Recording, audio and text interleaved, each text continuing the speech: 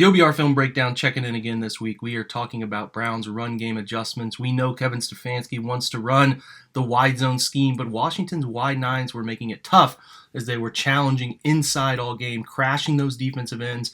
And although the Browns broke a few runs, you could tell it definitely disrupted the rhythm and flow they wanted to have, with that wide zone. As you could see, these guys are tilted inside, definitely making an impact, taking out the point of attack, the cut, and was impacting Brown's plans.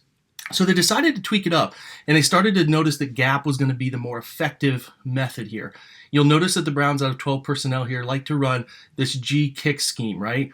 So the decision they made was to decide we're going to log that defensive end who's crashing with our guard. We're going to log him inside.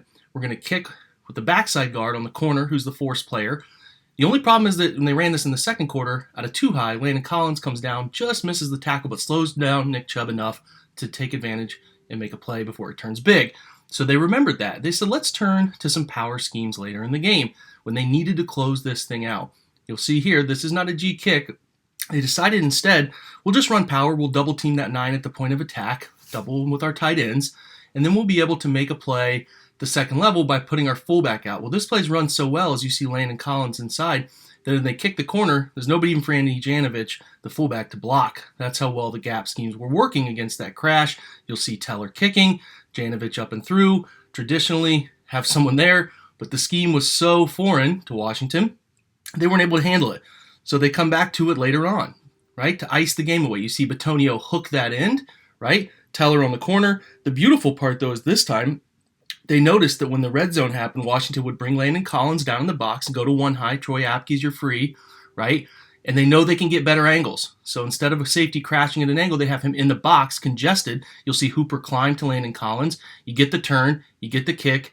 All it takes is one little missed tackle, touchdown, 20 yards out. Also worth noting, as I said, is how well Bitonio was able to turn that defensive end all game, and that made a big impact in the run game. Also, pass game adjustments, right? They were able to notice something here. They would motion out of, 11 personnel, motion to empty, and they kept running and trying to unfold coverage, right? If the corner bumps out with the running back, it's zone. If he sits inside on Odell, it's man. They noticed they were getting cover 3 zone. They were able to run this slant easily. But what they noticed was behind that, the square in was a problem. Washington was not covering it. It was something that could be thrown. They decide to do it a little different here. Out of 12 personnel, they motion Chubb opposite. They still have the 2 receiver side. Baker decides to throw the slant to Landry, but look what's popping open right underneath it. That's Odell. That's a throw they knew they could come back to later. So down on the goal line, what do? They motion Kareem Hunt out wide. They decide to make it look like the same scheme. The linebacker goes with him, tells me it's man-to-man. You're going to get a slant square in. What's wide open? The square in. Boom, 9-yard touchdown. Browns making adjustments. You love to see the coaching staff filtering down to the players. Big time right here.